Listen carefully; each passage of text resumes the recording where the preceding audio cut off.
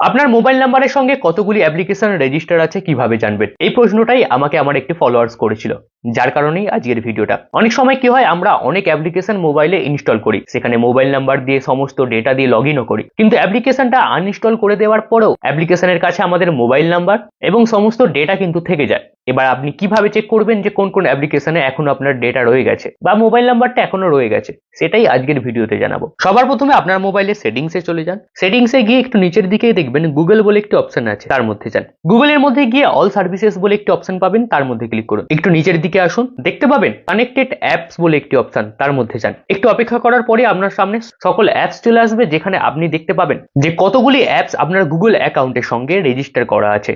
এখান থেকে যেগুলি অপ্রয়োজনীয় বলে মনে হয় সেটার উপরে ক্লিক করুন। ক্লিক করার পরে নিচের দিকে দেখুন delete all connection you have with সেই অ্যাপ্লিকেশনটার নাম, সেটাকে যান এবং এখানে হাত দিয়ে কনফার্ম করলেই সেখান থেকে সমস্ত অ্যাপ্লিকেশন ক্যান্সেল হয়ে যাবে বা সমস্ত কানেকশন ক্যান্সেল হয়ে যাবে। এবার আপনাকে আরো একটা কাজ করতে হবে, একটু ব্যাকে চলে যান সেই অল সার্ভিসেস বলে অপশনটার মধ্যে। ওখানে গিয়ে আপনি অটো ফিল উইথ গুগল বলে একটি অপশন পাবেন, তার মধ্যে ট্যাপ করার পর দেখবেন গুগল পাসওয়ার্ড ম্যানেজার বলে একটা অপশন আসছে, তার মধ্যে যান। সেখানে গিয়ে আপনি দেখতে পাবেন যে কোন কোন অ্যাপ্লিকেশনে আপনার পাসওয়ার্ডকে অ্যাক্সেস দেওয়া আছে। সেখানে যদি কিছু অ্যাপ্লিকেশন এরকম থাকে যেগুলি আপনি এখন ইউজ করেন না বা আপনার প্রয়োজন নেই, সেগুলি থেকে ট্যাপ করুন। ট্যাপ করার পর সম্পূর্ণরূপে ডিলিট বলে যে অপশনটা পাবেন, ডিলিট করে দিন। ওখান থেকে আপনার কাজ মিটে গেল। জাস্ট এই দুটো সেভ করলেই আপনাকে আর কোনো কারণে ভয় পেতে হবে না। আপনার মোবাইল নাম্বার বা আপনার গুগল অ্যাকাউন্ট যে সমস্ত আলতু ফালতু জায়গায় রেজিস্টার ছিল সেখান থেকে রিমুভ হয়ে যাবে। ভিডিওটি কেমন লাগলো, ভালো লাগলে অবশ্যই কমেন্ট করে জানান। আর কি কি বিষয়ে আপনি ভিডিও চান সেটাও কমেন্ট করে জানান। প্রতিনিয়ত এরকম ভিডিও পেতে হলে সাবস্ক্রাইব বা ফলো করে রাখুন।